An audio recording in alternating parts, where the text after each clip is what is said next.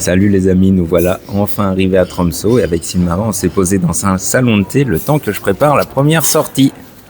Si tout va bien, demain on devrait être sur un gisement d'amazonite et je prépare tout pour y arriver. Mais pendant cette préparation, je me suis laissé distraire par l'histoire d'un aventurier norvégien, d'un explorateur plutôt, Fridtjof Nansen. Je ne sais pas si je le prononce bien, mais son histoire elle est juste passionnante. En 1893, cet homme-là a fait construire un navire et est parti avec son équipage et s'est laissé volontairement emprisonner dans les glaces de l'Arctique.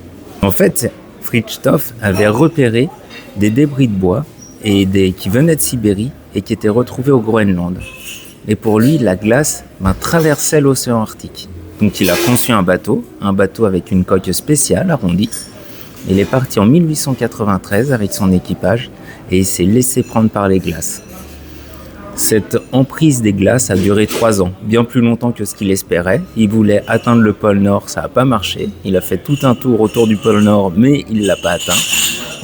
Et au bout de 3 ans, son bateau a été libéré. Il n'était pas conçu pour briser la glace, mais bien pour résister à la pression de la glace.